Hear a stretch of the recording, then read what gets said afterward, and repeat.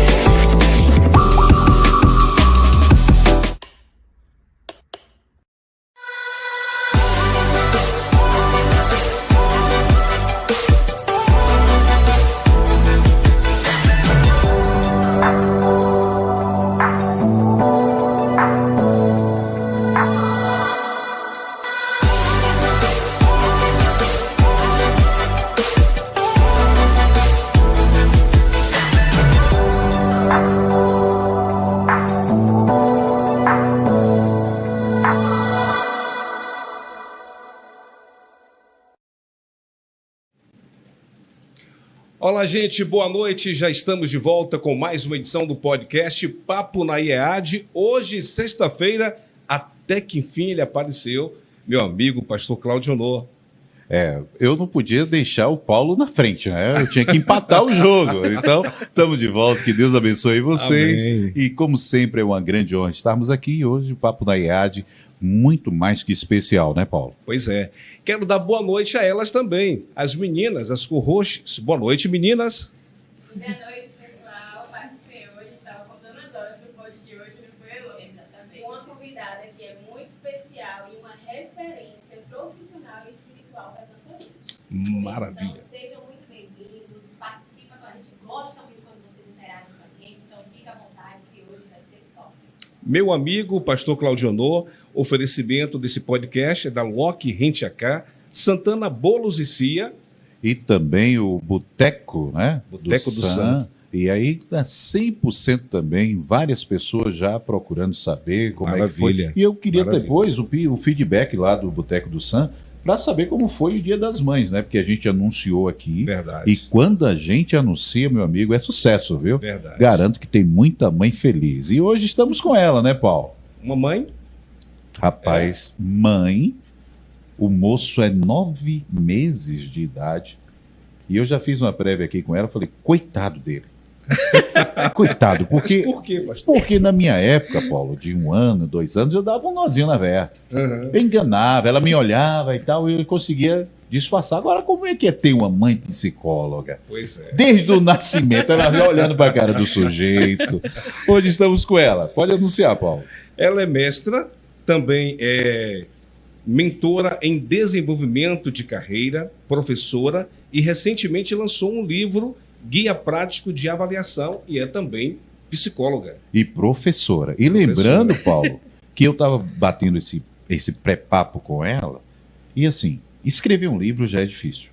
Verdade. Já é difícil. E ela me disse que desenvolveu esse livro com mais 5 colegas. Eu falei, como é que é esse negócio?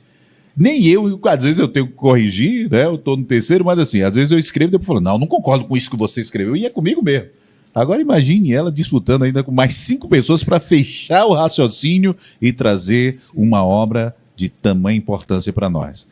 Rebeca Faislon, né? Ela disse que eu acertei o nome, você também acertou de primeira. Faislon. Faislon, uma coisa chique, viu? Que Deus abençoe Boa a sua noite. vida. Amém. Bem-vinda. Amém. Que bom. Fique à vontade, Rebeca, hoje para você fazer a sua apresentação. A gente já fez um pouquinho, mas é bom a gente ouvir de você, né? Sim. Vai falar um pouquinho lá do menino de 9 meses, como é ser mãe, enfim, a gente vai bater esse papo descontraído. Bem-vindo. É irmã em Cristo também, que honra, viu? Bem-vinda, Bom. Rebeca. É um prazer estar aqui nesse podcast. É muito bom quando a gente pode partilhar de conhecimentos práticos para poder agregar no desenvolvimento das pessoas. Eu tenho uma atuação enquanto psicóloga clínica, organizacional, docente do ensino superior há 13 anos. Hoje Maravilha. atuo, né, em psicólogo em consultório particular, tendo aqui na nossa cidade, também atendo em modalidade online, e tenho como formações a terapia cognitivo-comportamental, tenho também como formação a terapia de aceitação e compromisso, formação também em obesidade e em emagrecimento, que é uma demanda muito grande também Verdade. no contexto. no contexto clínico, né? E-book Construindo Pensamentos Saudáveis. Sou líder de jovens, né? Juntamente com meu esposo há mais de 5 anos. E sou mãe de Daniel, né? Que tem 9 meses. Coitado, deixei em casa dormindo. Daniel. Depois tu assiste esse podcast, Daniel. Vamos dar uma dica para você. Maravilha. Mas é muito jovem. Agora você falou que é líder de jovem há quantos anos? 5 anos. Há 5 anos. E como é ser líder de jovem sendo menor de idade, né, Paulo? Porque... Fico feliz. Não é, Paulo? Fico muito feliz. Muito bem, rapaz. Então, Paulo. Doutora, você congrega em que igreja? Congrego na Igreja Batista Esperança. Esperança, Pastor Mel. Exatamente, pastoreada pelo Pastor Mel. Eu gostaria de começar nessa noite, doutora, perguntando para a senhora o seguinte: o que é estudar psicologia cognitiva? Quando a gente pensa em cognição, nós estamos falando da mente. Então, os nossos pensamentos, o nosso raciocínio lógico, a elaboração das experiências de vida que a gente tem ao longo do tempo, da nossa história, dos nossos esquemas emocionais. Quando a gente fala de esquemas emocionais, a gente está falando das crenças que a gente desenvolve ao longo da vida a partir das nossas vivências. E aí, então, é aquela reação mediante as situações que a gente tem no dia a dia que são de acordo com o nosso conhecimento prévio, ou seja, com o que a gente já viveu. Então, a cognição, ela inclui os pensamentos, nossa forma de pensar. E aí a psicologia vai entender que os nossos pensamentos, eles vão partir de uma tríade, de um trio de formação. A visão que nós temos de nós mesmos vai determinar a visão que a gente vai ter do mundo, das pessoas e a visão que a gente vai ter do futuro. Então, Entendi. Toda a máxima de análise do indivíduo vai começar pelos pensamentos, pela forma como ele interpreta o que lhe acontece, os pensamentos automáticos diante do dia a dia, aqueles pensamentos que parecem invadir a nossa mente quando a gente está diante de situações, seja no trabalho, seja em casa, seja diante das escolhas. Então, a cognição, ela está para o pensamento e para as interpretações, que podem ser interpretações verdadeiras ou podem ser interpretações mentirosas, porque a nossa mente, ela também mente pra gente. É verdade? É verdade. Rapaz, agora, essa pegadinha, eu queria saber de que maneira ela mente pra gente. Na verdade, quando a gente pensa sobre as situações, a gente tende a interpretar a partir de como a gente se vê. E o nosso modo de se ver pode estar errado. Entendi. Porque a gente pode estar cultivando ao longo da vida sentimentos de menos-valia. A partir assim, para se meter nisso aí que você está se metendo, você vai ser mais um fracassado. E essas falas ao longo da vida irem construindo a forma como o indivíduo se vê. E a partir disso, a gente interpreta as coisas à nossa volta desse modo. Ah, não vou nem me inscrever em um concurso porque eu nunca consigo prosperar mesmo na vida. Ah, eu estou gostando de uma menina tão interessante, tão atraente, mas tem tanto rapaz naquela igreja, aonde que ela vai olhar para mim? Né? Então, essas construções, a forma como a gente se vê, ela vai determinar se a forma como a gente percebe o mundo vai ser verdadeira ou não. Inclusive, tem até um livro na psicologia que a gente trabalha muito, que é bem interessante o título dele. Saia da sua mente e entre na sua vida. Porque quando a gente vive o tempo todo dentro da nossa mente, a gente transforma isso aqui no nosso mundo. E a gente chama isso na psicologia de fusão cognitiva, tornar o que eu penso a realidade aqui fora.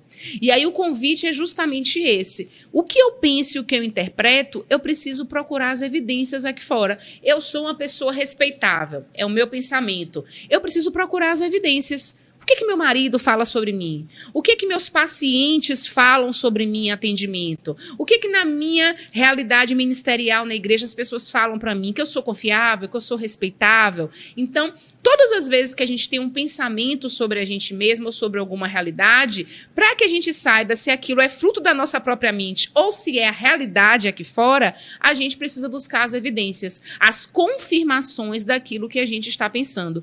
Porque a nossa mente, ela cria céu e inferno. E é incrível como ela tem um potencial de transformar as coisas em pensamentos catastróficos. Ai, meu Deus, está acontecendo alguma coisa lá no Japão. Vai chegar aqui no Brasil, vamos já nos proteger.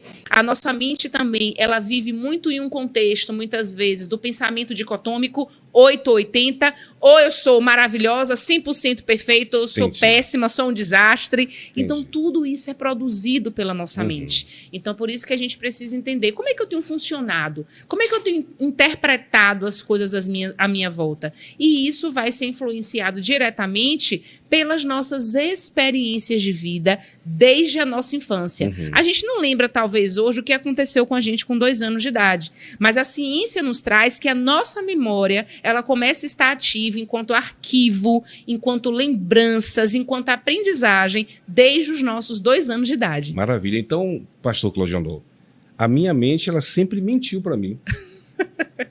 Você é feio, mas eu sou bonito. Não, Paulo, eu só vou discordar com você. Eu acho que a sua mente sempre foi verdadeira. Você não quer enxergar, ele está fugindo da realidade. As evidências são quais, pastor? As pessoas falam que o senhor é bonito, não vale o espelho, não vale o espelho. Doutora, dentre essas e outras, a gente leva nesse meio cômico, mas tem gente que aceita bacana. Sim. Ser feio. Mas feio, eu acho que é um estado de espírito, né? Sim. O cara ser feio, bonito, não. Tem gente que é desprovido de beleza, é diferente. Mas assim, e no nosso primeiro bate-papo, eu perguntei para a senhora o seguinte: como foi que a senhora chegou e de repente eu quero ser psicóloga? Porque assim, eu fiquei na dúvida de que profissão seguir e acabou acontecendo por osmose. Eu não sabia e foi, Sim. aconteceu. Mas, no seu caso, como é que foi isso? Assim, ó, eu quero ser, é a profissão que eu quero seguir daqui para frente e tal. Como é que foi isso? Esse contexto é interessante porque começou dentro da igreja, né? Eu comecei como líder das mensageiras do rei. E eu era aquela que sempre estava aconselhando, sempre orientando as amigas, sempre mostrando o outro lado, as alternativas positivas diante de uma situação que parecia difícil, ruim, orientando a como se comunicar, o que dizer, o que falar, aquela que era muito ouvinte das amigas, né? E aí, dentro desse lugar, eu fui me percebendo como aquela que estava ali para ajudar as pessoas a encontrarem em algum momento ali o sentido das suas vidas. Mas ainda assim, eu passei a infância, especificamente a adolescência, o 2º grau, né, o ensino médio, acreditando que eu cursaria direito. E estava o script todo feito. Mas eu te falei, né? Eu te falei, seja o que for fazer, faça direito. A senhora fez direito, né? E aí, eu entendi que eu ia cursar direito, que eu iria estudar, ia ser juíza, estava tudo muito bem organizado. E aí, quando chegou no ensino médio, especificamente no 3º ano, eu fui para uma palestra ocupacional.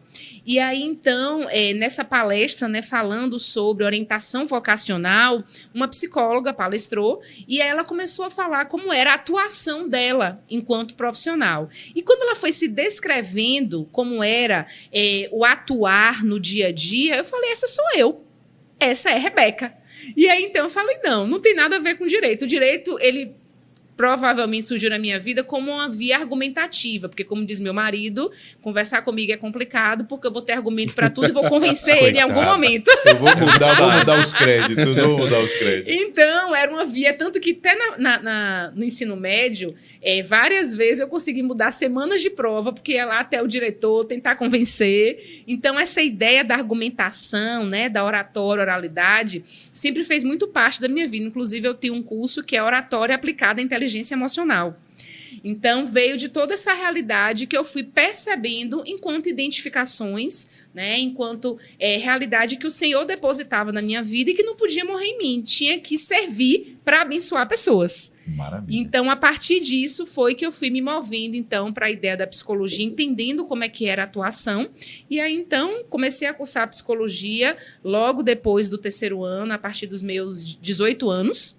E, então, me identifiquei, vi que era a minha trajetória de vida profissional e eu fui conseguindo ver não só a minha trajetória profissional, né, enquanto atuação social, mas também como um lugar de encontro para o ministério, para o meu chamado, né, para o que o Senhor estava me convocando. Então, eu entendia que a psicologia era a ponte de acesso para que eu pudesse ser instrumento para que as pessoas encontrassem um sentido das suas vidas. E cada vez mais que eu ouvia, que eu tinha uma escuta ativa, ou seja, uma escuta em atenção, em percepção, com a intenção de ajudar, cada vez mais que eu via esses resultados, não só trabalhando no reino, trabalhando como líder de jovens, trabalhando como professora de escola bíblica dominical, eu percebi, é esse lugar que enquanto vida eu estiver aqui na terra de passagem, é o que eu vou estar servindo ao reino, porque eu vejo a minha profissão como um serviço. Como é o nome do teu esposo? Wesley. Wesley, irmão, Wesley. Eu acho que só tu paga as contas, irmão. Porque é o seguinte, quando você for lá mostrar as faturas do cartão, a mulher entra com argumentação,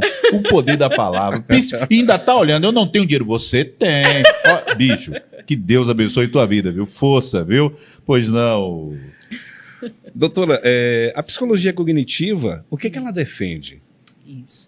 A gente se baseia na psicologia cognitivo-comportamental em uma filosofia que é o estoicismo, né?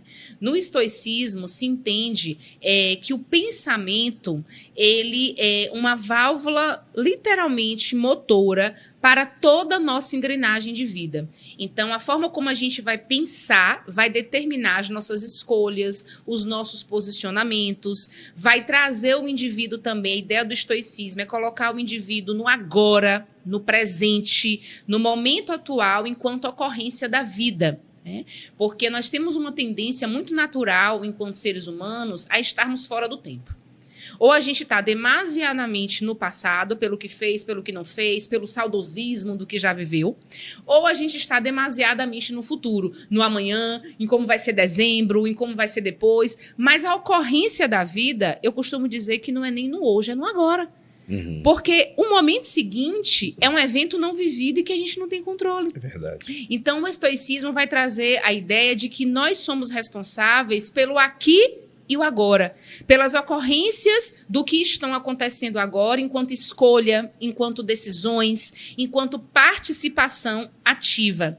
E aí a psicologia cognitivo-comportamental vai trazer o indivíduo muito para esse lugar de entendimento de que os nossos pensamentos, eles vão influenciar as nossas emoções, que vão influenciar os nossos comportamentos. Hoje a gente entende, depois de algumas atualizações na própria psicologia cognitivo-comportamental, que não é tão pragmático, pensamento que influencia emoção, que influencia comportamento. Mas a gente entende também que uma emoção pode evocar, pode chamar um pensamento, tristeza, e aí chamar um pensamento. Então, se eu estou triste, é porque alguma coisa ruim vai acontecer, porque às vezes que eu fiquei triste, eu bati o carro.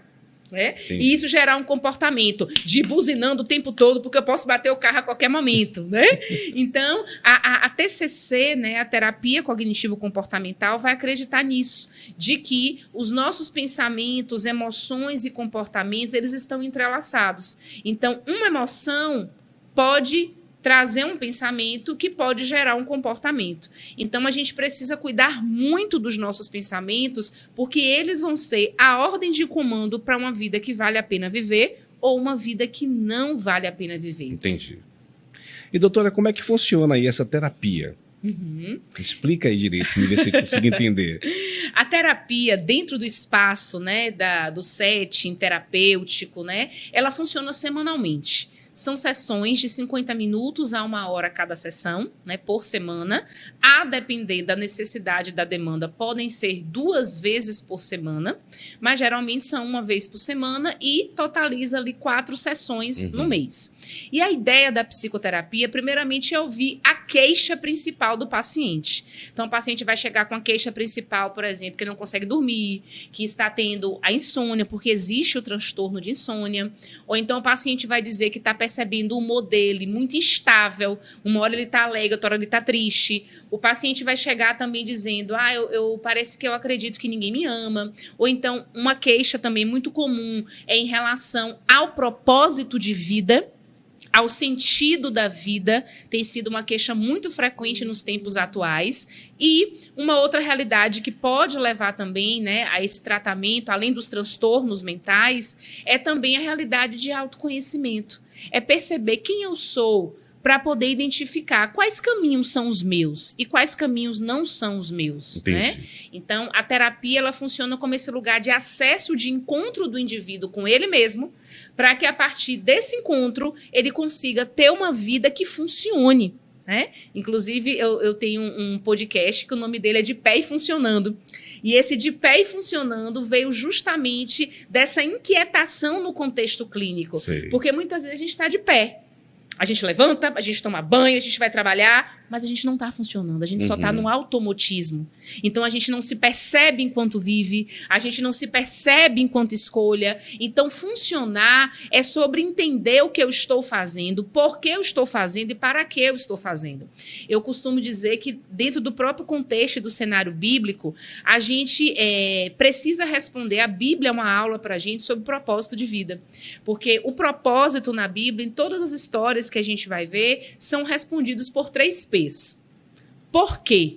O porquê está relacionado sobre para que eu vim nesse mundo, por que eu estou aqui, é para servir ao quê? Né? Quando a gente pensa na perspectiva de porquê, a gente está falando sobre a nossa história. Então, a nossa história é um meio de encorajamento para que a gente edifique pessoas, para que a gente abençoe pessoas, e toda história bíblica edifica a gente. E nós, claro, é verdade. Né, nós não somos também para além também desses personagens bíblicos. Então, a ideia do porquê é respondido na nossa história. Do para quê, aí vai entrar o nosso chamado, a nossa direção, né? E o para quem, porque sempre a nossa vida, o propósito de vida é respondido para pessoas, para um público-alvo, para um legado. Legado é aquilo que permanece vivo depois que a gente morre. Então, para quê? Por quê e para quem? Então, a gente começa por essas inquietações no contexto clínico, os 3 P's, para poder entender qual é, de fato, o nosso propósito de vida. E é interessante pensar nisso, pastores, porque as pessoas elas têm uma fantasia sobre o propósito de vida, que é uma coisa que a gente alcança, é uma meta. E propósito de vida não é uma meta, é o que a gente vive agora. Propósito é o que a gente faz da hora que a gente acorda até a hora que a gente dorme. E a gente precisa simplificar mais o propósito de vida, trazer o propósito de vida para a educação que eu digo que eu tenho, e eu vou, enquanto propósito de vida, e por onde eu passo eu dou bom dia. Eu preciso trazer o propósito de vida na instrumentalização de que, se eu digo que eu vou ajudar pessoas a encontrarem um sentido da sua vida, ao perceber uma pessoa desorientada, eu ali conseguir dar uma palavra, né, que seja uma palavra que chama, uma palavra rema, uma palavra de motivação, um versículo ou o que quer que seja. Na psicologia, a gente fala sobre cartões de enfrentamento, ou seja, são aquelas frases que ressuscitam até defunto, ou que faz a gente entrar no eixo.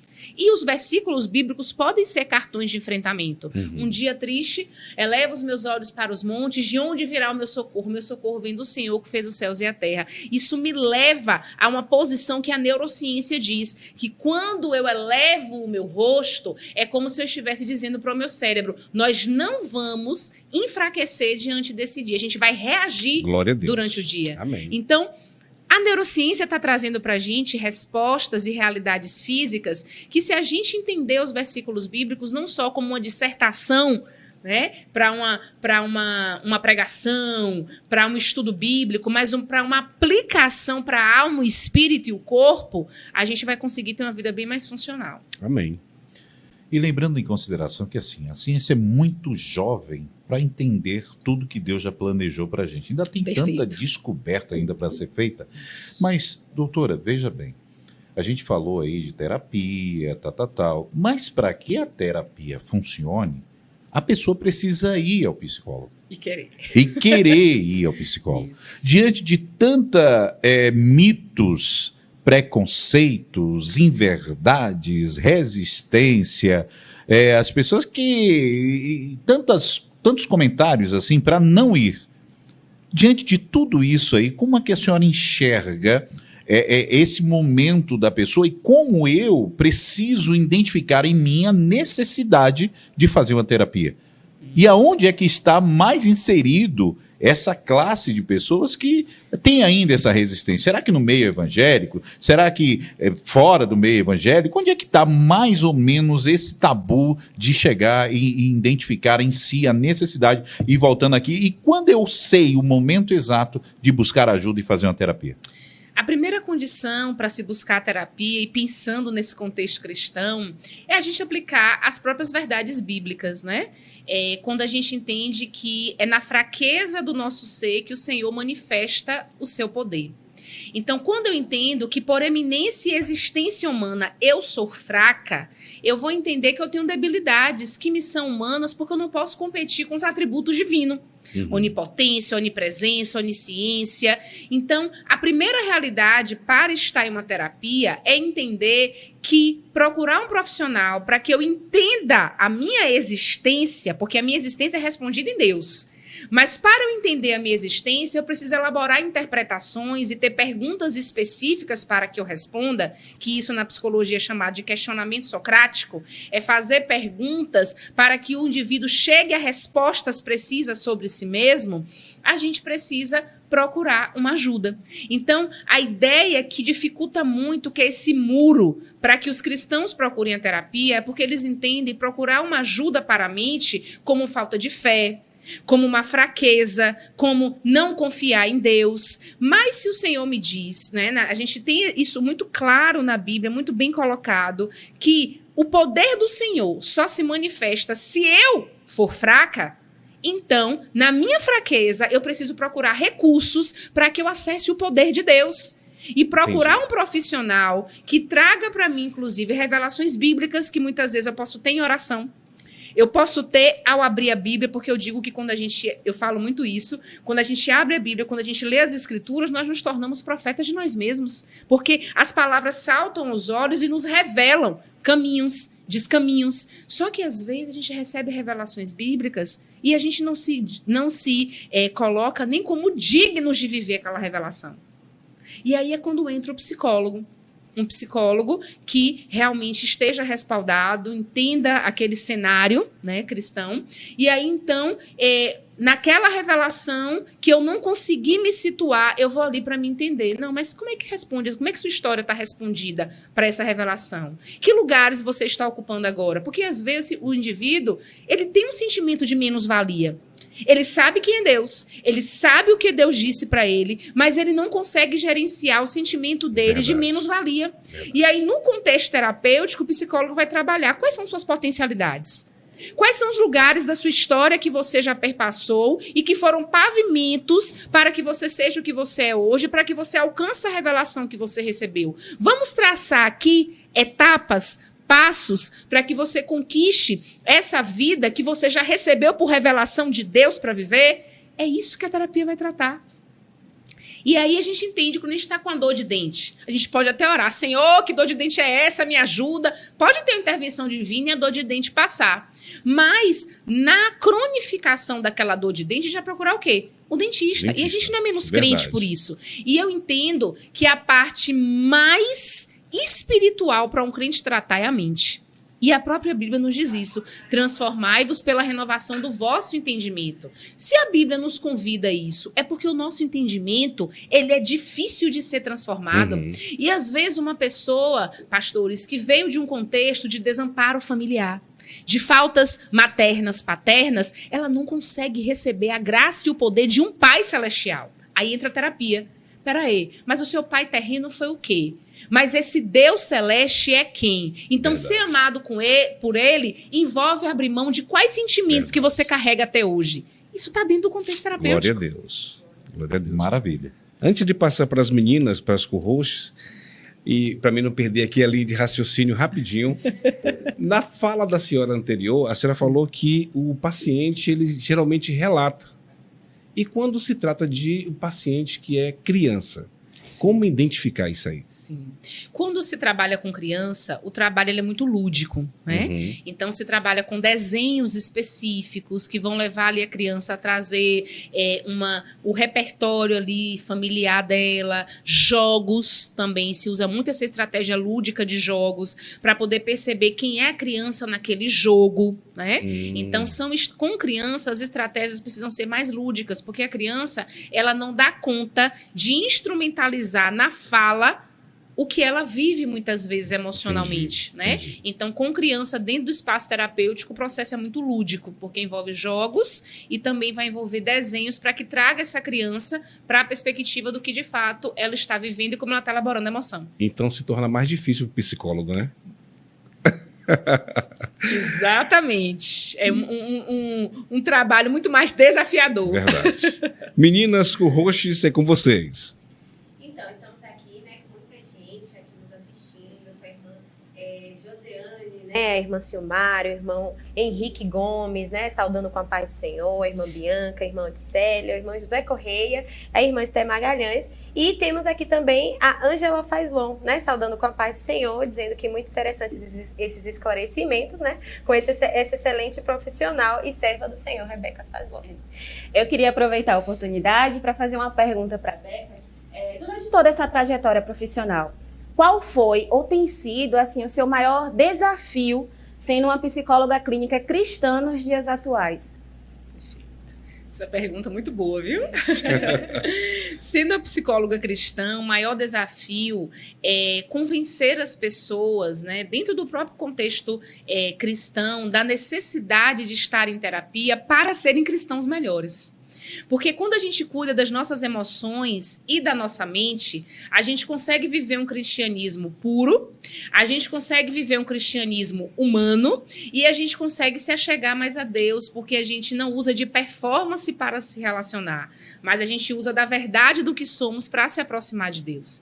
Então, o maior desafio é trazer para a igreja a necessidade da psicologia, não como algo que vai dificultar a realidade da fé, mas que vai alavancar o relacionamento com a fé, né? Porque vai diminuir, inclusive, a própria realidade de ansiedade daquilo que Deus pode me dar no tempo que eu acredito que Ele tem que me dar e vai me trazer uma maior confiança. Porque a gente entende, dentro da realidade da psicologia, que o nosso maior desafio é trazer para as pessoas a necessidade de se perceberem. É o maior desafio na psicologia. É a gente gerar a consciência de que as pessoas precisam se perceber e não que elas precisam o tempo todo estar fazendo entregas externas sem perceber quem elas estão sendo enquanto entregam o que entregam. Como pai, como mãe, como pastores, como líderes, né, como liderados. Então, é um grande desafio. E fora desse contexto cristão, meu maior desafio enquanto psicóloga é trazer que, enquanto atuação da psicologia, ela é uma ciência. E a ciência precisa se comprovar. Mas a minha fé não. A minha fé é só crer. Então, quando eu estou em cenários, né, que me é perguntado isso, como é ser psicólogo e cristão, eu digo, olha, a psicologia é uma ciência, então ela tem que se provar se é verdade ou não toda a teoria que é colocada. E a minha fé é sobre o que eu creio. Então, é algo muito além do que precisa ser provado. É o que eu vivo, sinto, acredito, né? Então, são essas colocações que eu costumo colocar. E quando a gente pensa sobre a existência, inclusive hoje a gente trabalha muito sobre as saúdes. Saúde física, saúde mental e saúde espiritual. Nenhuma elimina a outra. Então, eu não posso só passar o dia todo lendo a Bíblia, jejuando, por 1 ano, por 2 anos, sem tomar banho. Verdade. Né? Sem ver as pessoas, sem evangelizar, né? Porque não vai dar certo. Né? Primeiramente, o mau cheiro vai começar a acontecer, vai ter o definhar dos meus membros, que eu estou ali parado. Então, assim, a ideia de viver espiritualidade não está só para o que a espiritualidade constrói, que é o jejum, que é a oração, que é a leitura da palavra. Isso são paramentos para que eu saia aqui para o mundo real, para o mundo aqui fora, e viva. E viva como? Me relacionando. E viva como? Atuando no meu contexto profissional, expondo, colocando o meu caráter, os meus princípios, o fruto do Espírito, mostrando com as minhas ações. Então, eu costumo usar muito esse exemplo. Porque quando as pessoas falam, eu vivo só para o espiritual. Peraí, mas viver na literalidade só para o espiritual é você estar sentada por décadas, lendo, orando e jejuando sem sair daquele lugar. Porque Verdade. a própria espiritualidade nos leva a um movimento físico, que é o andar, porque a própria Bíblia nos convida para isso, correr como a corça. Em Abacuque 3, a gente tem uma exposição clara disso, né? Ainda que a figueira não floresça, não haja frutos na videira. Verdade. E aí termina o capítulo dizendo sobre a celeridade, porque corça é sobre celeridade. Então, a gente se prepara espiritualmente para poder ter saúde física, correr, Está em movimento, né? celeridade para evangelizar, para falar de Cristo, para atuar nos ministérios na igreja, para poder ser luz no trabalho que o Senhor nos coloca, porque ali é o instrumento para que Deus chegue ali. E para que a gente viva também a nossa saúde mental. Ou seja, o que minha mente está produzindo enquanto pensamentos e interpretações? Né? Então, essas 3 saúdes, elas estão paramentadas na Bíblia. Né? Nós somos templo do Espírito Santo e templo não anda sujo. Verdade. Templo não anda descuidado. Templo não anda o tempo todo produzindo mais doença do que saúde. Porque templo representa alguém. Então, se o Espírito Santo habita dentro de mim, a minha saúde física, enquanto cristão, ela precisa muito mais ser percebida do que não percebida. Né? E a mente é sobre o que eu estou cultivando nos meus pensamentos. E aí vai entrar os estímulos, o que eu assisto, o que eu escuto, as pessoas que eu me relaciono, o que eu leio. Né? E aí a gente consegue perceber que o físico, ele também já está paramentado na Bíblia, que hoje a ciência vai trazer sobre o descanso. No 7º dia ele descansou. Descanso, gente, não é prêmio por um dia esgotado. Descanso é determinação bíblica, é ordenança Verdade. bíblica. Né? E sem contar, doutora, que descanso não é só dormir. E isso não é sono. Muito bem. A gente isso tem que eu 3 queria tipos que a de senhora falasse descanso. um pouquinho a respeito. Perfeito. Descanso não é só dormir, não é só Muito bem sono. lembrado. Né? Descanso é sono. A gente tem um descanso fisiológico, que é dormir. Né? A gente tem um descanso mental, que é sobre o número de informações que a gente está colocando na nossa mente, a realidade de estímulos visuais, auditivos, que a gente está ali o tempo todo sendo colocado à prova, e também o descanso emocional, que é reconhecer as minhas emoções não como um ponto de negação. Hoje, o que mais gera não descanso emocional para as pessoas é porque elas querem negar o que sentem.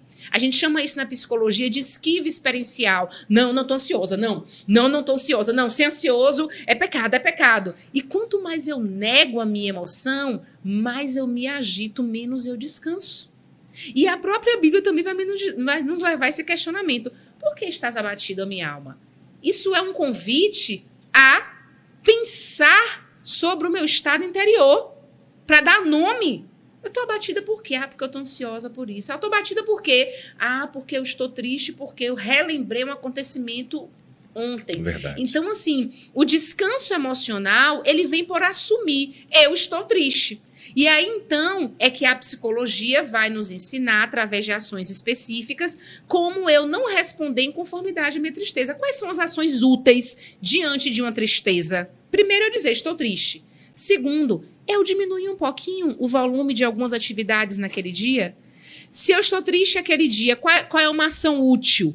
Eu me expor menos a estímulos que sejam desgastantes, como aquele jornal que só vai passar tragédia, né? Verdade. Como rever fotos, às vezes, de pessoas que a gente perdeu, entes queridos. Então, a ideia é a gente identificar a emoção, assumir a emoção e pensar em ações úteis para naquele dia lidar com aquela minha emoção. Glória a Deus. Então, são nessas perspectivas que a gente precisa caminhar. Na sua fala, doutora, a senhora cita algumas vezes, assim, algumas passagens bíblicas. Todo psicólogo faz isso ou a senhora faz isso? Olha aqui perto. Cuidado com o conselho, viu, doutora? Cuidado com o conselho.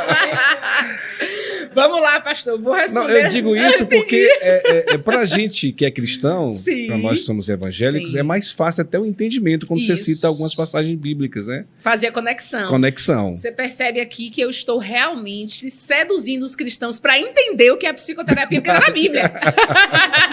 Verdade. Mas a ideia, pastor, é justamente essa, porque os nossos conhecimentos enquanto crenças religiosas, né, enquanto experiências prévias, seja como educadora física, seja como várias situações da nossa vida, vão embasar o nosso discurso. Então, assim, a psicologia ela trabalha dessa forma. Todas as vezes eu estou atendendo um paciente que é pastor, eu preciso me paramentar do que é a realidade pastoral, porque senão os exemplos que eu vou usar no consultório, ele vai falar, meu Deus, não chega até a mim, esses exemplos que a psicóloga dá, não é minha realidade de vida. Se eu vou atender um médico, eu preciso entender o contexto médico para que eu fundamente os meus exemplos ou as atividades que eu vou passar para aquele paciente responder no que faça sentido para a prática de vida dele.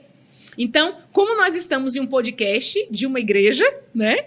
Então, eu entendo que é muito importante a gente paramentar naquilo que é a realidade de conhecimento diário das pessoas, para que elas possam ver nas escrituras aquilo que se aplica para uma terapia. É a parte prática da coisa, exatamente, né? porque senão não faz sentido, né? Com certeza.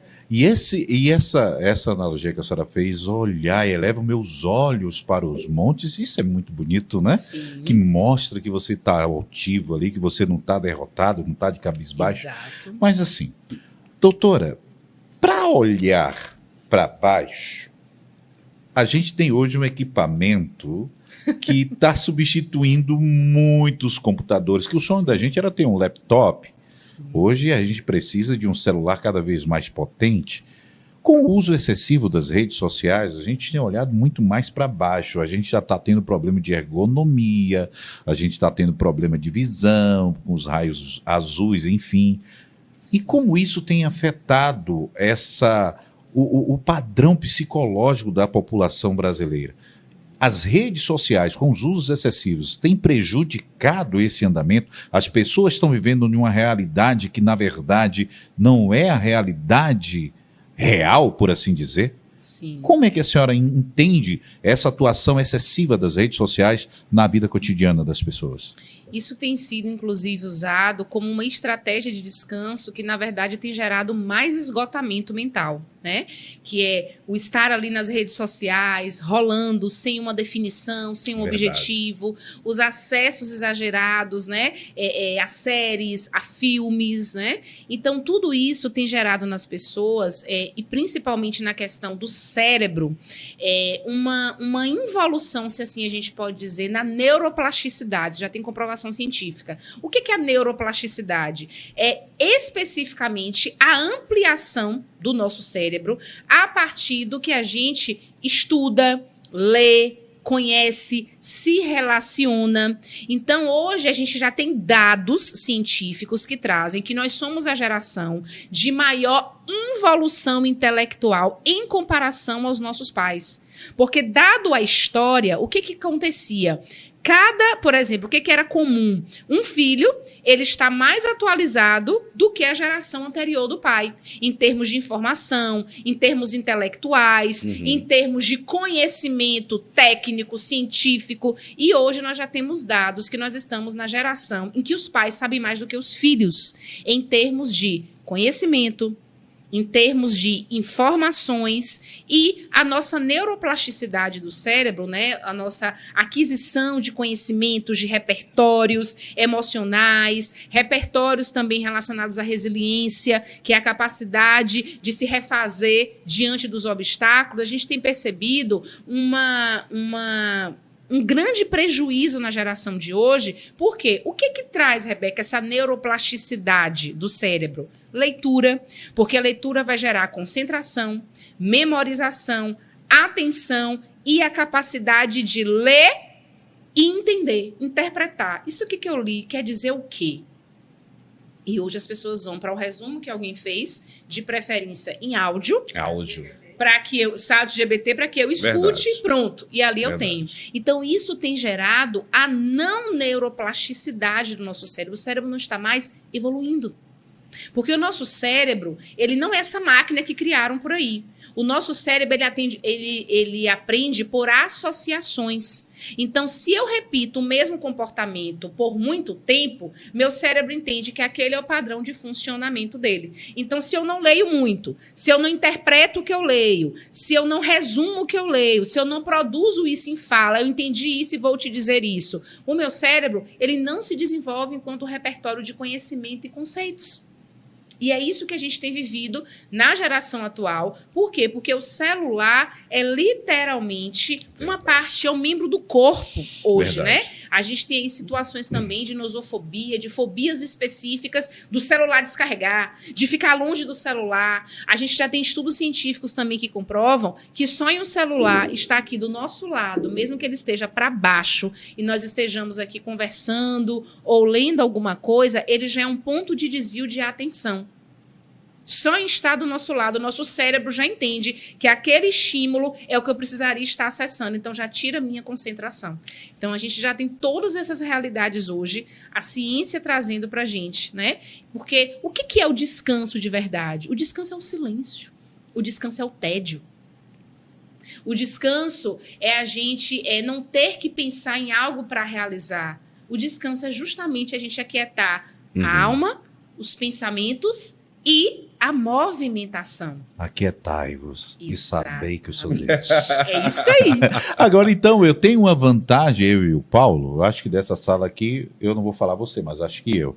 Então, a gente pegou o melhor desse século, porque assim, eu sou da época ainda, Paulo, que jogava gude, tinha que rodar mais ou menos 10 quilômetros para ir para a biblioteca municipal para pesquisar um tema. Eu sou da época do recorte de jornal, que colava no papel pautado para entregar, e quando molhava aquilo era uma briga. Sou da época da cartolina, então tinha que ler, né, Paulo? Apresentar na frente. Então a gente pegou o melhor dos dois mundos, né? Maravilha por isso, né, Paulo? Mas você ia falar alguma coisa, Paulo? Doutora, eu queria perguntar para a senhora o seguinte. Depois da pandemia, nós somos uma geração melhor ou pior? Bem desafiadora essa pergunta, hein? Ele né? Melhor ou pior, é meio complicado usar essas qualificações, porque são particularidades, né, a partir da nossa visão de mundo. E também o melhor e o pior, às vezes, nos coloca numa condição muito pragmática ali. Se é a pior, pronto, vamos esperar só produções ruins, né?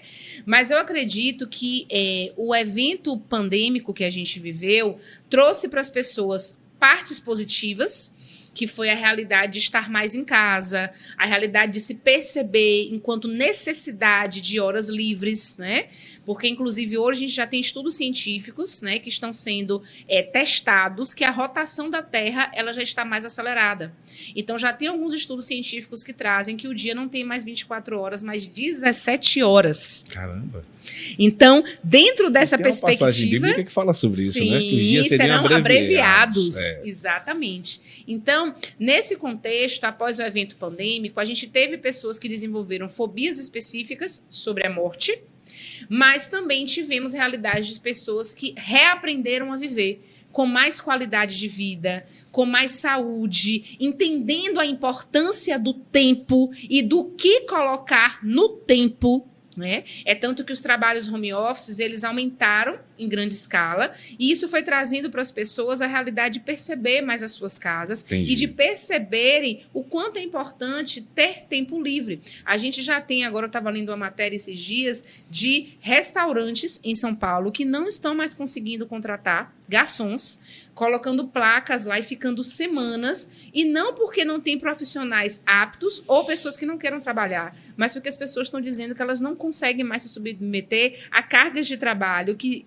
levem a exaustões do tipo madrugada, final de semana, Entendi. feriado, né? Então, a gente consegue perceber essa realidade também positiva após o evento pandêmico. Tivemos fobias específicas desenvolvidas sobre a morte, um medo patológico, né, de morrer, né, de perder pessoas, de perder entes queridos, mas também tivemos muita evolução sobre a perspectiva de como viver, de como produzir, de como trabalhar, de como perceber as relações familiares.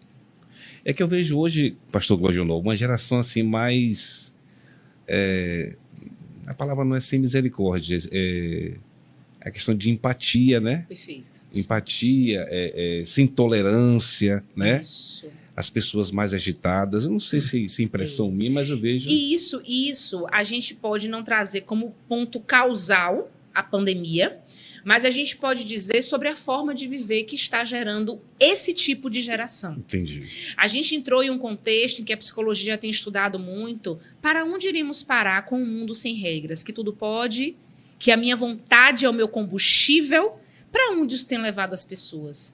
Porque os valores, inclusive a gente trabalha isso na terapia de aceitação e compromisso, a gente vai trabalhar muito sobre valores. Porque os valores são o que nos mantém funcionando bem. Porque os valores são os nossos padrões inegociáveis. Então, sabe aquela emoção de que, eu tô triste hoje, tô angustiada, mas eu não sei de onde vem isso. Geralmente a gente responde isso nos valores, porque os valores, eles existem e coexistem com as nossas emoções. Então, às vezes, aquele valor familiar que a gente tem está sendo infringido.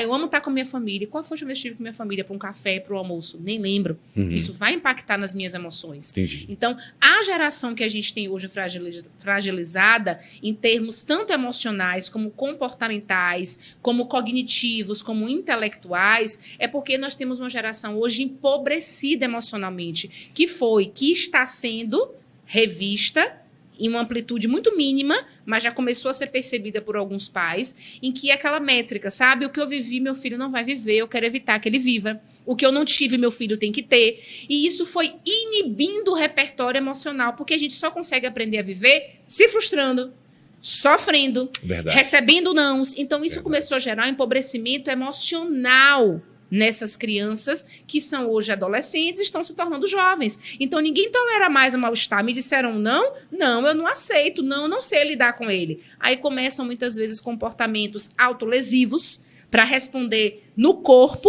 a dor que não dá conta de sentir na mente. Né? Aí a gente começa também a própria realidade intelectual sendo empobrecida, porque eu tenho quem pense por mim, então eu não preciso pensar ou construir um livro, escrever algum conteúdo, porque tem alguém que faça isso por mim. Então, hoje nós temos uma realidade que é muito estudada pela psicologia, a tolerância ao mal-estar. Se a gente não tolera o mal-estar da minha vontade não ser atendida, o mal-estar do outro não fazer o que eu quero, o mal-estar do tempo não corresponder ao meu momento emergencial de comprar alguma coisa, de viajar naquele momento, de conseguir que o professor me dê a nota que eu queria me dar, é o que mais tem adoecido essa geração. Entendi. E aí é que entra. Nós precisamos perceber mais as nossas casas, não como ponto de superproteção, nada atinge minha casa, mas como ponto de exposição. Ou seja, meu filho, você errou, você precisa pedir perdão. Meu filho, você precisa passar numa prova, então abre o livro e estuda. Né? Meu filho, eu não tive isso e isso que você não teve, mas eu não vou suprir você o que faltou em mim. Você precisa se perceber como pessoa para a gente saber o que vai lhe estragar eu dando ou o que vai lhe fazer crescer eu lhe dando. Essa frase é muito perigosa. O que eu não tive, eu vou dar ao meu filho. Peraí, qual é a personalidade do meu filho? O que meu filho necessita? Porque, às vezes, o que o meu filho necessita é de mais Bíblia do que de mais curso profissional. Porque a Bíblia vai paramentar um valor e o conhecimento técnico vai tirar ele desse valor. Então, são essas percepções que a gente precisa ter no presente século, porque sucesso virou coisas adquiridas. Sucesso não virou o nosso estado de alma. O que a nossa mente produz. O que as nossas ações estão produzindo, né? Então, a gente precisa começar a rever esses lugares de sucesso e desenvolver nesses adolescentes, nesses jovens, nessas crianças, a tolerância ao mal-estar. Não posso te dar. Não posso comprar. Não, agora não é possível você ter.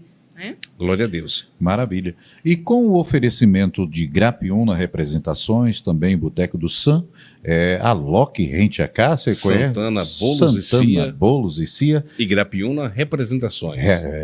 E também com as nossas meninas, que a gente esqueceu o nome. Heloísa. Aí ele fica me colocando, ele fica me colocando nos estreitos, né? Sim. Inclusive, um é sua xará, né? A Rebeca, né? A Heloísa e a Rebeca. Aí ele falou, botou lá, quem é? Esqueci o nome das meninas. Eu perguntei. Aí elas botou as carinhas. Ela colocou as carinhas. Aí as meninas colocaram as carinhas lá. A culpa não é minha, mas agora é com elas. Tem muita gente perguntando, inclusive, até antes de já passar para ela, o Tarciso, um grande colega da Coca-Cola, que hoje foi para Santa Catarina, está acompanhando a gente ao vivo. Um abração, Tarciso, que Deus abençoe e saudade de você, viu? Vamos lá, meninas, Heloísa e Rebeca. Não é a Fajona, não, tá? É a Nery. Ó, a gente tem algumas perguntas muito interessantes aqui no chat. Para não embolar muito, a gente vai fazer uma, daqui a pouco volta pra gente de novo, a gente faz as outras. E temos alguns irmãos saudando com a paz também, né? O irmão Neto, o irmão Tarcísio, como o pastor já falou, o irmão Robson, que também é membro lá da IBE, Robson é uma pessoa maravilhosa, a irmã Samila, a irmã Catiane, o irmão Henrique, a irmã Fran. Tem muita interação aqui, né, Lô? Inclusive, o irmão Tarcísio, né? Ele fez a pergunta de como fazer para orar sempre. Tenho dificuldades em orar. Às vezes, oro uma vez por dia. E eu queria acrescentar nessa pergunta como o horário pode contribuir para o tratamento da terapia. Perfeito. A oração, ela é um recurso de meditação, né? Diferente de uma meditação que tire a gente do momento presente, a ideia da oração é justamente nos trazer para o momento presente, que é justamente aquilo que a psicologia vai trazer como o resgate da nossa sanidade, da nossa percepção do aqui e agora. Então, uma forma de orar mais vezes pode ser começando colocando o seu próprio alarme do celular. A gente tem dispositivos externos para nos lembrar. Então, coloca aqueles horários que você sabe que vão ser os horários de maior acessibilidade para você conseguir parar e bota lá, tá hora, alarmou, já é o seu horário de orar, né? Pode ser um instrumento ótimo para ajudar, porque às vezes a gente coloca as coisas dentro de uma realidade muito grande, muito pesada, e por isso que a gente não realiza. Tem até um livro que o nome dele é A Revolução do Pouquinho. E esse livro ele é fantástico, porque antes desse livro, em setting terapêutico, atendendo um paciente, eu tive um insight de uma frase, que o pouco feito é melhor do que nada feito. Então, uma oração feita por dia já deixou de ser nada feito.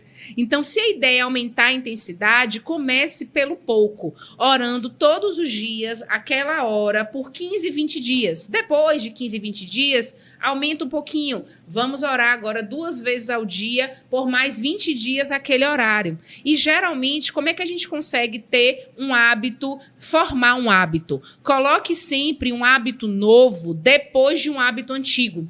Então, por exemplo, todo dia você toma café 8 horas. Coloca o hábito novo, que talvez seja orar, fazer uma oração maior, depois daquele hábito que é tomar café, porque o nosso cérebro aprende melhor. Então, esses podem ser alguns instrumentos que a gente pode usar para poder gerar um hábito e também gerar a ideia de que sair do 8 para 80 não é um lugar que a gente consegue permanecer por muito tempo.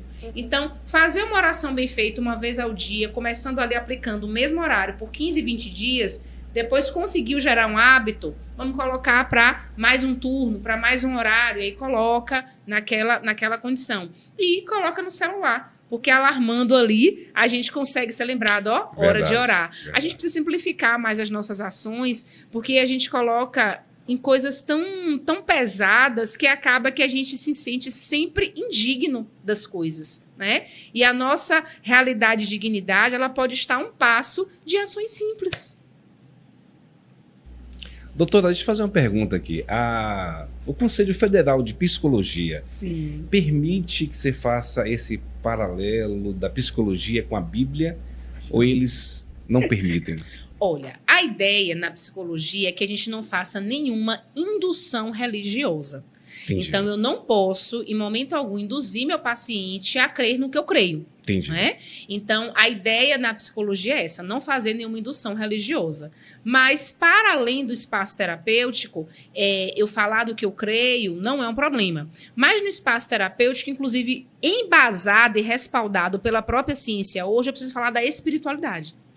Por quê? Porque a gente entende que a gente é um quarteto fantástico de formação, a ciência entende hoje. Nós somos formados biologicamente, o físico, Nós somos formados psicologicamente, socialmente e espiritualmente. Então, eu vou trabalhar com esse quarteto com o meu paciente. A espiritualidade vai ser sobre o que ele crê, que está para além da existência humana. Então, eu não vou falar de religião, mas eu vou trazer aquilo baseado no arcabouço científico. Entendi. Doutora, vamos lá, vamos voltar sempre daquele bate-papo anterior, a gente sempre, eu trago sempre a noção do eu, tá? Eu sempre gosto de me colocar na situação para que Sim. ninguém me interprete mal. Então, o problema é comigo. Sim. Vamos lá. Eu venci o preconceito, eu venci, sabe? Eu consegui vencer a barreira de conseguir chegar numa terapia. Sim. Aí cheguei lá no consultório da doutora, aí tem um divã, é divã que fala? Tem um divã? No meu vai ter um sofá. Um sofazinho. Aí lá. tem um cafezinho, um negócio? Tem um café, tem cappuccino, Olha, tem biscoito. coisa boa. Aí o cara Chazinho. chazinho, o cara já se sente mais à vontade para chegar num negócio desse, né? Aí sentei lá no sofá, e aí a senhora vai fazer suas perguntas, tal. E qual é o momento que a senhora vai decidir qual tipo de abordagem vai ter comigo? A partir de que ponto? A partir de que insight a senhora vai ganhar o cara? Mais pessoal, mais psicológico, mais corporal? Porque o corpo fala, né, doutora? Eu costumo brincar, porque assim, acho que eu sou mais louco que o Paulo, porque eu trabalhava com 3 psicólogas, na minha equipe era 3 psicólogas e a gente fazia a contratação da rede toda. Então imagine, era 3 cabeças e ela falava assim, e aí, o que é que tu acha? Eu falava, pai, não vai dar certo. Vai, Cláudio, não vai dar certo. Eu falei, olha o cabra, não vai dar certo. E a gente brigava muito com isso. Mas assim, como é e qual é o ponto que a senhora vai bater o olho, em que ponto e qual é a sequência dessa terapia para a senhora dizer assim, não, eu vou abordar essa prática com esse cabra, eu vou, sabe? E aí? A gente vai começar pela escuta, né? Então, assim, a gente vai trabalhar com a entrevista clínica. Na entrevista clínica, nós vamos fazer algumas perguntas na primeira sessão. O que te trouxe a terapia, né? Por que você escolheu estar aqui em contexto terapêutico? A gente tem muito também a entrevista de anamnese, que é para a história do paciente. Eu, particularmente, não gosto de nada que seja muito técnico. Então, a entrevista de anamnese eu vou fazendo ao longo das sessões, porque eu não gosto que o paciente chegue no primeiro dia, seu nome é qual? Você mora onde? Checklist, né? Você tem filhos? Não. Então, a ideia primordial é entender a queixa do paciente. Por que você está aqui? Né? A partir dessa pergunta, da entrevista clínica, ele vai dizer por que ele está ali. E aí a gente vai construir juntos qual é o objetivo para o tratamento. Porque na terapia cognitivo-comportamental, que hoje, né, a gente entende como embasamento científico, as terapias cognitivo-comportamentais, a gente vai entender que é uma relação colaborativa. Então, ali eu não sou uma juíza. Eu não estou ali decretando, faça isso, seja isso, siga isso, seu tratamento é isso. Não, a relação é uma colaboração empírica, verdadeira, real. Então, a gente entra ali na entrevista clínica perguntando sobre a queixa do paciente. Dessa queixa, ele vai trazer algumas realidades, a gente vai perguntando para entender melhor quando começou aquilo, quando é que ele começou a perceber aquele estranhamento, né? Por exemplo, se for um transtorno. Nos transtornos mentais, a gente trabalha muito com 2 palavras técnicas que eu vou explicar. Os sintomas egocintônicos e os sintomas egodistônicos. Então, são pontos que eu vou perceber na entrevista clínica. O que são sintomas egocintônicos? São aqueles sintomas que parecem o nosso jeito de ser, sabe? Sintomas egocintônicos. Mas é o meu jeito de ser. Que são os transtornos de personalidade. Que aí vai entrar o narcisista, vai entrar o borderline, né? O borderline é aquela pessoa que ela vive o tempo todo com a crença da desconfiança, do desamparo, de ser abandonada a qualquer momento. Aí vai entrar, né, os transtornos de personalidade, né, que são sintomas que parecem egocintônicos, é o meu jeito de ser. Aí na entrevista clínica eu já vou percebendo quais são esses sintomas. E o ego distônicos é aquele que é muito claro, que aparece o antes e o depois do pastor Paulo. Vixe, pastor Paulo não era assim, agora está assim. Aí o Paulo chega lá na consulta e fala, olha, Rebeca, eu antes não tinha problema de dormir e agora eu estou tendo. Isso são sinais, é aquilo que é visto. E os sintomas é o que você vai me descrever como a sua subjetividade. Meu pensamento está muito acelerado, eu ando pensando muito no que vai acontecer, ando ali muito preocupado com quem eu estou pastoreando, com quem eu estou guiando. Aí vai. Aí eu vou identificando nessa entrevista clínica o que é egocintônico, o que é egodistônico, vou levantando hipóteses diagnósticas, porque às vezes... E outra coisa, não faz terapia só quem tem transtorno mental, não. É também para os dilemas do dia a dia, para a realidade de ser, de atuar, né, de intervenções também sobre realidades profissionais, né, autopercepção. Então, tudo isso está no contexto clínico. Então, começa na entrevista clínica. E aí é que entra a pergunta. Nas terapias cognitivo-comportamentais, que são de maior embasamento científico que a gente tem hoje, por exemplo, o paciente chega para mim com a demanda de luto. Qual é a terapia que eu vou trabalhar com ele? A terapia de aceitação e compromisso com a ação.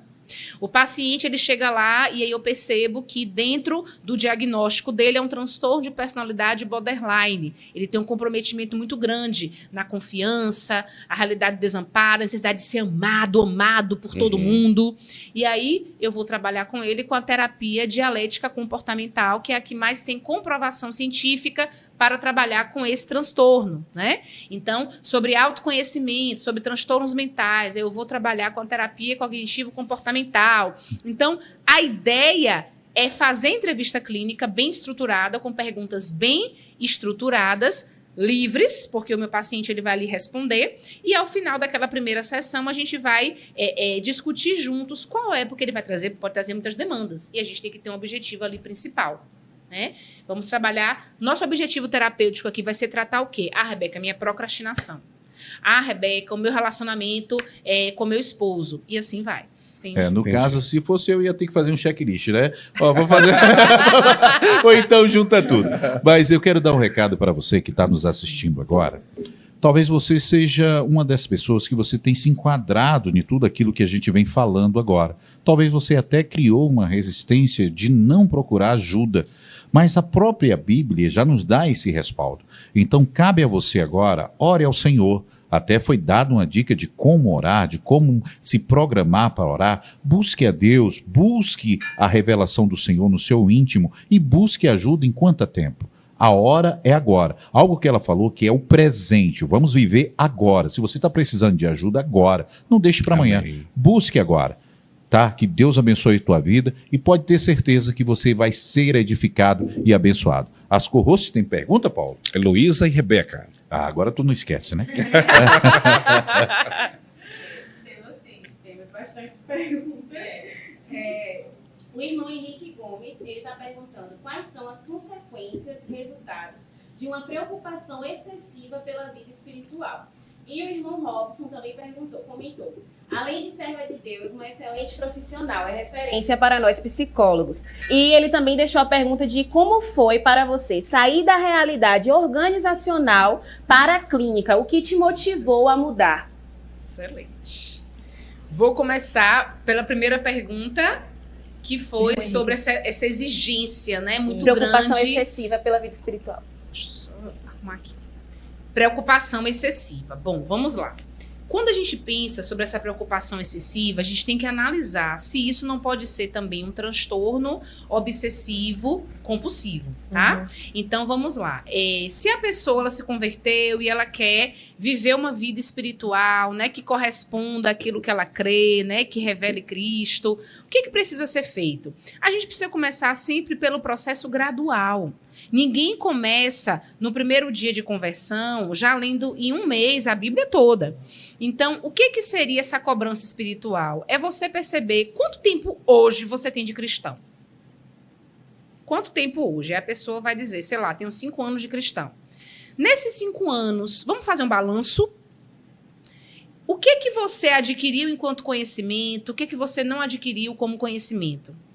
Nesses 5 anos, onde é que você atua na igreja? Onde é que você deixou de atuar? Onde é que você quer atuar? Então, o primeiro ponto é fazer um balanço de que momento hoje você está na sua vida espiritual. Isso vai servir como ruminação, como, meu Deus, por que eu fiz isso? Por que eu não adiantei? Nunca li a Bíblia toda, ou só li uma vez? Não. A ideia de perceber esse balanço é entender onde é que eu posso começar agora. Né?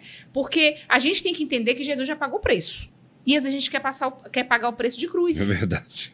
Morrendo de novo. A gente quer se tornar aquele que vai morrer de novo na cruz. Então a gente tem que rever, porque pode ter aí uma realidade de toque religioso. Isso tem acontecido. O transtorno obsessivo compulsivo dentro de um quadro religioso, em que o indivíduo ele tem pensamentos obsessivos, eu não posso pecar, eu tenho que fazer tudo certo, eu não posso desagradar a Deus, e gera compulsões. E aí começa a virar mantras. Ler a Bíblia 5 vezes no dia, orar 10 vezes ao dia. Entende? É assim mesmo. Então precisa identificar se isso não é uma autocobrança, porque existe aí um perfeccionismo autodirigido, eu tenho que ser perfeito, eu não posso errar, ou se já é uma realidade de TOC, né, de transtorno obsessivo compulsivo. Então, como é que a gente pode identificar isso? Pela frequência, intensidade. Rebeca, todos os dias eu penso que eu não estou sendo um cristão digno e todos os dias, ou pelo menos de 4 a 7 dias na semana, eu acho que eu tenho que ler a Bíblia 10, 20 vezes ao dia, porque senão eu não sou cristão. Né? E prejuízos, porque você não consegue mais se relacionar com as pessoas como antes, você fica o tempo todo se cobrando, então você não consegue, tudo que você entrega está pouco, está mínimo, não está satisfazendo a Deus. Então, são algumas análises a serem percebidas aí. Bem. E a segunda pergunta, né, que é de Robson, né, Gravou Binho, o nome, hein? que a gente chama de Binho, porque foi meu aluno na faculdade. Binho foi meu aluno na faculdade, hoje está lá com a gente na Esperança, trabalha com a gente com jovens também. E essa mudança do organizacional para a clínica, eu passei muito tempo como psicóloga organizacional, mas nunca deixei de ser psicóloga clínica. Mas meu maior tempo era trabalhando em empresas e em um turno que eu dedicava à clínica. E aí, especificamente, próximo ao período da pandemia, eu comecei a ser muito acessada para atendimento clínico. As pessoas me procuravam e eu não tinha horário. E aí eu comecei a perceber a necessidade de estar atendendo.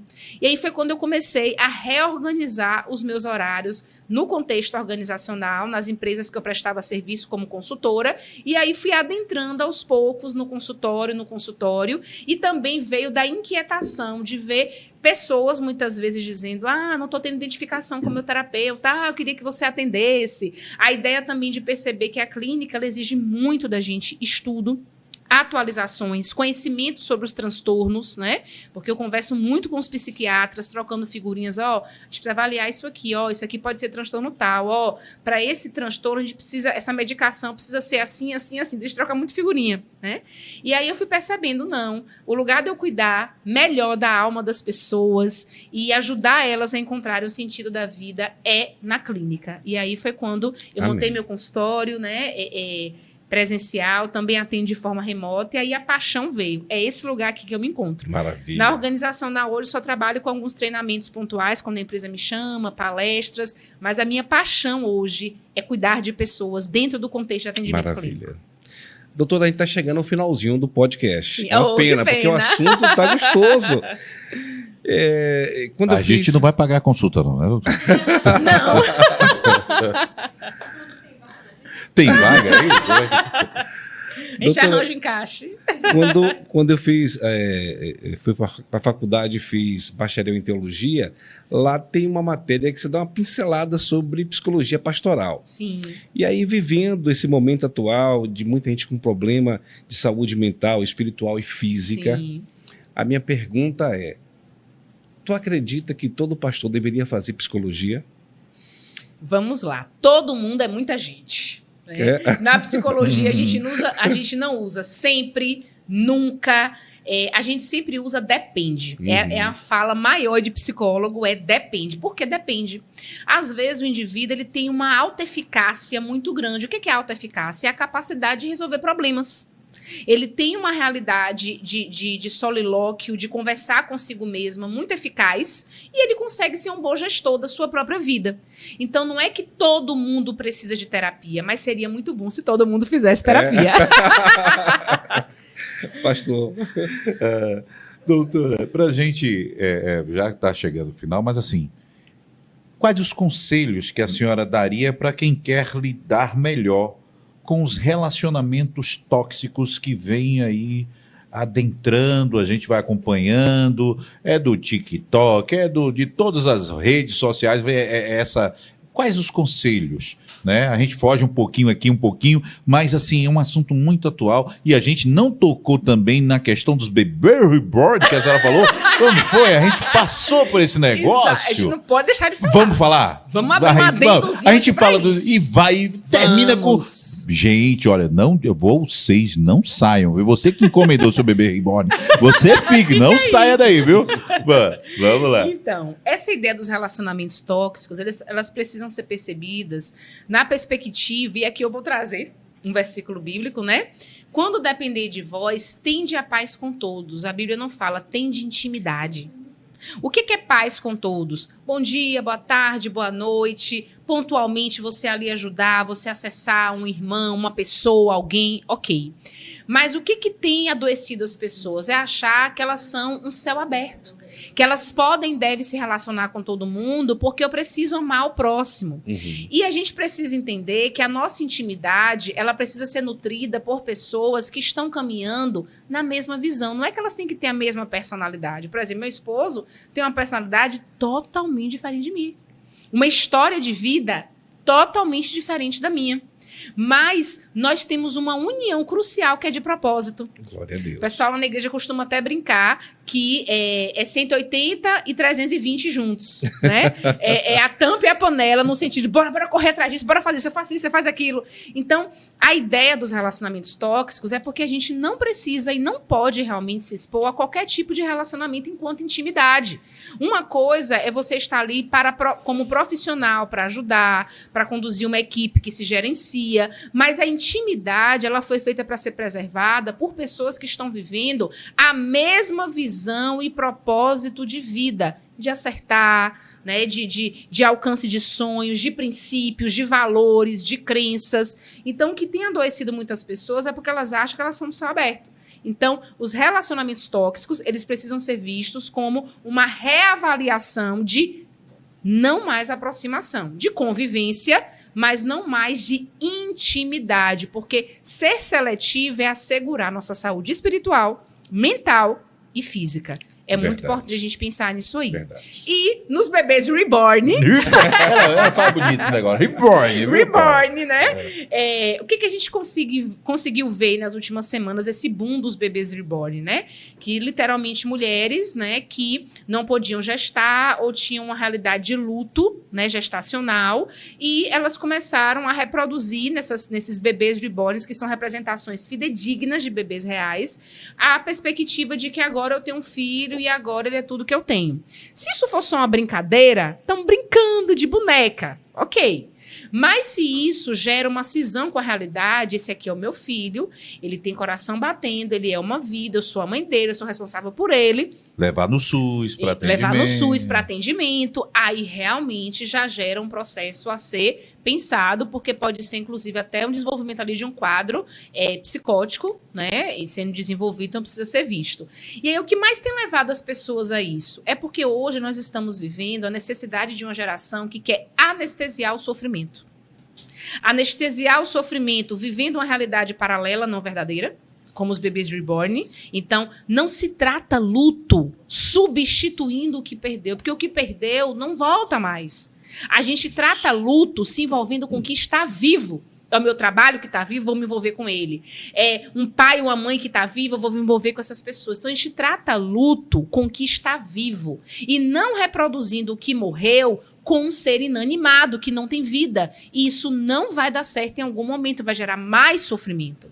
Anestesia do sofrimento com medicamentos, que não são indicações médicas, são de uso arbitrário. Então, hoje as pessoas, muitas vezes com lesões no corpo, então hoje as pessoas elas querem anestesiar o sofrimento. E o sofrimento é parte da experiência humana. O sofrimento, a gente não pode ser isento dele para viver. A gente pode não viver só no sofrimento. Mas o sofrimento faz parte da experiência humana. Inclusive, ele gera pavimento para amadurecimento emocional, amadurecimento espiritual. E aí a gente quer viver em um mundo que não é perfeito, buscando coisas perfeitas. Verdade. Não tem como. Verdade. Então, a ideia no sofrimento é perceber ele, assumir o sofrimento vivido, seja ele de luto, seja ele de frustrações, para que, inclusive, quanto mais eu sofro no momento de ocorrência do sofrimento, mais eu gero menos sofrimento. né? Então, procurar viver o sofrimento na sua realidade. E aí a gente tem uma certeza bíblica. No mundo tereis aflições. Então, não tem como não sofrer aqui. Verdade. Mas tem de bom ânimo. Né? E esse bom ânimo, a origem saiba no que você está esperando.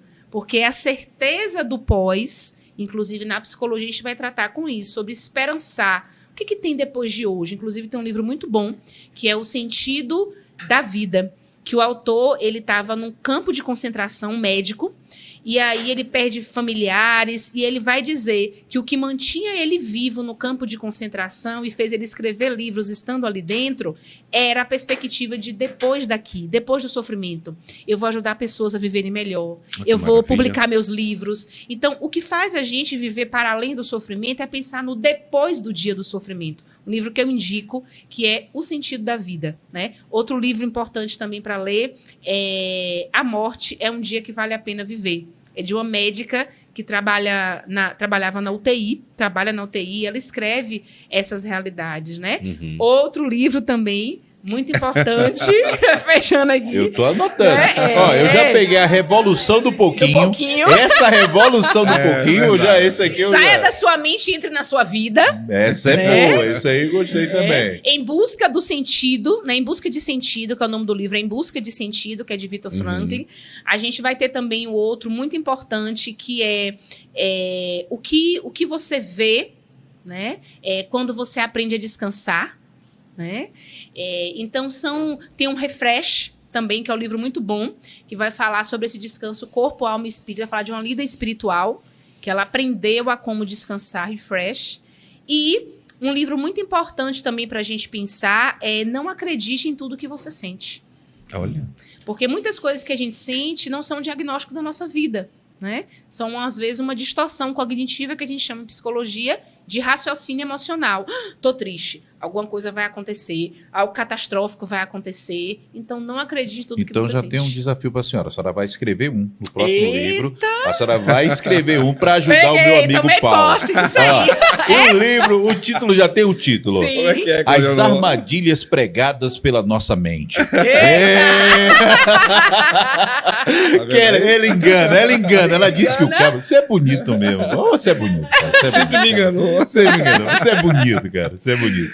Evidências, tá vendo? Evidências. Você é bonito. Doutora, foi um prazer aqui conhecê-la, entrevistá-la. Prazer foi todo A meu. senhora é muito inteligente, viu? Muito inteligente. E eu vou passar para as meninas, para elas fazerem a pergunta e a gente acabar encerrando. Certo. Heloísa e Rebeca, com vocês. Para encerrar com chave de ouro, a gente vai lançar 3 perguntas aí. Eita. A gente tá amando que vocês estão participando, então a É. gente não pode deixar passar nenhuma pergunta. Exatamente. A primeira pergunta é de Fran, que ela está perguntando como encontrar contentamento em Deus a despeito da necessidade e busca constante pelo prazer e excessos de dopamina. A outra pergunta: o fato de ser psicóloga e todo o seu aparato teórico te auxiliou em seu processo de luto? E para fechar, uma pergunta do irmão Francisco, que ele está perguntando qual é a relação da psicologia com a psicanálise. Muitas perguntas, meu Deus. É. Se fosse eu, Deixa ia eu até ver se eu amanhã. lembro. Mas aí, depois de 3, do jeito que ela consegue responder as 3 em uma, viu? Olha, a expectativa que tá alta sobre mim, viu? Vamos lá. A primeira, né, relacionada ao contentamento, a gente precisa perceber que contentamento não é sobre você estar acomodado. Contentamento é sobre você perceber o seu momento atual e estar em paz com ele no sentido de eu estou vivendo isso. Eu não vou negar a minha experiência atual. Mas a partir dessa experiência atual, o que eu posso produzir? Contentamento vem muito nessa perspectiva de aceitar o momento atual sem negá-lo e perceber, tá, com o que eu tenho hoje, o que eu posso produzir? Quem eu posso ser? O que eu posso fazer? Né? Então, o contentamento vem de perceber que o tempo que Deus me dá é usual para a construção do que eu preciso agora. Então, eu vou aproveitar.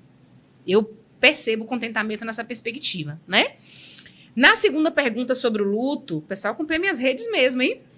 Há 2 anos atrás, eu vivi um luto muito difícil, né? Que foi a perda de um tio, de um irmão, de um amigo. Davi era meu braço direito, né? E a gente perdeu ele por um problema cardíaco. E foram, assim, Tudo durou 26 dias, né? Desde a internação até a cirurgia. Depois da cirurgia teve uma melhora maravilhosa e depois ele começou, de fato, a apresentar falência múltipla de órgãos. A gente foi 2 vezes para a porta do hospital, oramos, fizemos clamor, né?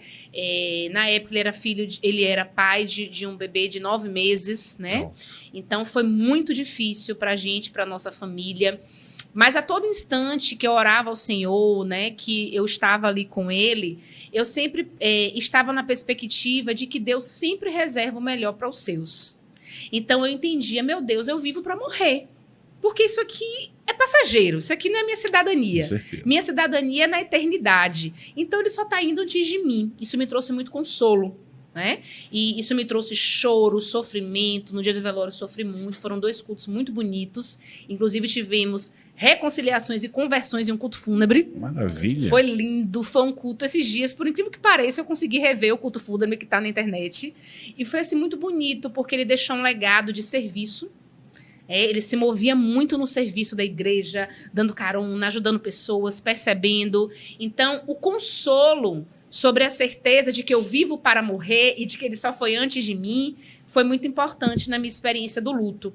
E na psicologia, a aplicação que eu usei foi sobre entender que perda e vida caminham juntos. Então, eu perdi alguém, mas eu tinha pessoas vivas com as quais eu precisava estar próxima. E o Senhor é tão fantástico sobre mudanças de estação que eu fui convidada para pregar em um congresso de mulheres e o tema era estações. E aí eu fui chamada para pregar, e aí nesse interim, eu descobri, depois de 3 meses que eu estava grávida, depois de 3 meses desse luto muito forte, e aí eu orando de madrugada, o Senhor trouxe para mim, você entendeu qual é o mistério de você ter sido chamada para esse congresso? E o tema ser estações é porque as estações elas demoram 3 meses para serem mudadas. E eu mudei a sua estação do luto para a vida. Glória a Deus. Que foi quando eu comecei a gerar Daniel. 3 meses certinho, Maravilha. pastores.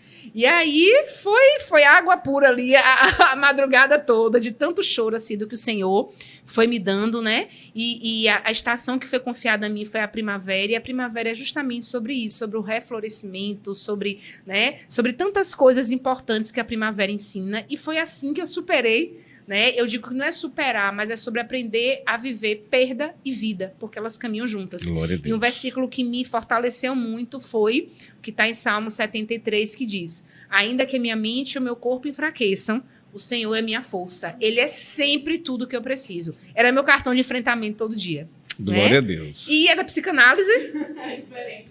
A diferença. Pronto. Na verdade, a psicanálise é uma das abordagens na psicologia. Né? A gente entende que a psicanálise ela está dentro ali, porque tem várias abordagens na psicologia, terapia cognitivo-comportamental, psicanálise, gestalt, humanista. Então, ela é uma das abordagens de aplicação na atuação na psicologia. Glória a Deus. Eu estava lembrando aqui de uma coisa que aconteceu na família, que a gente indicou a pessoa para procurar um psicólogo, aí a pessoa virou para mim e falou assim, mas eu não sou louco. E as pessoas têm essa ideia, né, de que só quem procura um psicólogo é quem é louco, né? Isso. É interessante isso, né, pastores? Porque Verdade. a Bíblia nos diz que nós somos loucos, né? Porque se a gente vive na fé, se a gente vive contra a realidade de um mundo, e a fé é uma loucura. Então, assim, se é louco, procure mesmo, porque a gente é crente, a gente é muito louco, né? Muito doido, a gente tem que assumir essa identidade. Somos loucos convictos. Glória a Deus. Gente, nós recebemos aqui nesta noite a doutora Rebeca Faislon, é isso? Faislon, nossa, que é psicóloga. E foi um prazer imenso, doutora, recebê-la, viu? A entrevista foi maravilhosa. E espero que a senhora volte mais vezes aqui. E com certeza deve ter sido para mim e para você também, eu não tenho dúvida, que foi uma quebra de paradigmas. Talvez, assim, é um assunto que a gente acaba não discutindo muito nas rodas, né? Que a gente senta ali e fala de muita coisa, mas ninguém fala assim, olha, procura, né? Até por receio também de falar assim, perder até o amigo, né? Eu não tô doido, seu cara. Rapaz, não sei, mas maluco um pouquinho, todo mundo tem um pouquinho. Então, eu acho que é um momento ideal e esse podcast, ele veio justamente para quebrar esse paradigma e fortalecer a tua convicção de que você precisa realmente buscar ajuda nos momentos que você mais identifica que quando é esse start? Quando é esse gatilho que eu tenho que procurar? Então, reveja o podcast. Durante todo o podcast foi dando algumas sequências. Talvez você se enquadre como eu em todos os outros que ela falou, qual abordagem você vai fazer. Mas vamos com fé, que eu tenho certeza que Deus, ele tem levantado pessoas para nos ajudar. Então busque o recurso, porque está aqui uma mulher de Deus, psicóloga, e trazendo para nós esclarecimentos. Que Deus continue abençoando Amém. a senhora, a sua família, e coitado do seu esposo. Como é que ele vai... Você é um herói, cara. Que Deus abençoe você em nome de Jesus. Ele estava na live. Pague as contas, não discuta, renova, tá tudo certo, irmão. Vai na fé. Doutora, eu sei que antes da senhora fazer as suas considerações finais, Sim. deve estar achando estranho esses pratos aqui na mesa. Tô achando ótimo. É, viu? Tratamento aqui é VIP, viu? É VIP. É chique. Isso aqui é um presente do Boteco do Sam, né? Que é um dos nossos Sim, patrocinadores do podcast. Também Bolos e Cia, né? Loki Rente AK. E Ele, também... da próxima ele vai trazer o carro. Vai dar o carro. É o único que não manda amostra grátis, aí. Coitado. O brinde vai ser ganhar um carro, né? No mínimo, no mínimo. Fica à vontade, doutora. Eu quero encerrar dizendo que ser forte é saber viver as suas fraquezas, né? Então, quando a Bíblia nos convida a ser fortes e corajosos, é justamente ser forte, é assumir aquilo que a gente tem como debilidades. Então, que a partir desse podcast, que a partir de tudo que a gente falou aqui, você assuma as suas fraquezas e debilidades, não como ponto de morte, mas como ponto de vida, para que você ressurja e consiga não só edificar a sua vida, mas edificar a vida de outros que estão ao seu redor. Glória a Deus. Meninas, é com vocês. Queremos agradecer, né, a presença de Rebeca, que foi muito rico, né? podcast Esse momento, rico, gente, nossa, eu nem piscava, muito. prestando E atenção. você, né, que está aqui, com certeza, que participou, com certeza foi tocado também por essa conversa, né, que a gente teve. E eu quero te dizer, seja um instrumento de Deus para a vida de alguém, encaminhe esse podcast que vai ficar gravado e continue conosco. E reassista, né, Pia? É. Eu, inclusive, irei reassistir. Muita que Deus informação. continue abençoando a vida de Rebeca, da sua família. Minha admiração aqui cresceu muito mais pela pessoa maravilhosa que ela é.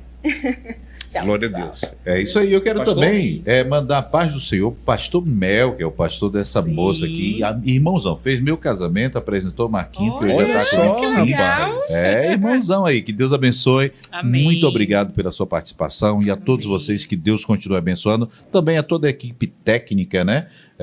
Que sempre trabalhou arduamente para que isso venha acontecer. Você vê que a qualidade do áudio, as imagens, isso Verdade, é bênção pastor, de Deus verdade, na nossa vida. E verdade. sem contar o estúdio, né? Que nós estamos de estúdio novo, estúdio próprio. Não tem mais aquela correria de desmonta, monta, mas Deus no controle sempre tem abençoado e vai continuar abençoando. Amém. E nós externamos isso também para a sua família, para todo o Amém. povo que te cerca, para o teu filho, que ele Amém. cresça com Glória sabedoria, a Deus. com saúde, e Amém. que Deus os guarde de todo acidente Amém. doméstico, em nome de Jesus, de Amém. toda Amém. virose, para que venha crescer sempre saudável Amém. e que não consiga dobrar a mãe, né? Porque eu acho difícil, mas que Deus continue Amém. abençoando. Glória a Deus. Muito obrigada. Gente, um abração. Até a próxima edição. Deus abençoe a todos.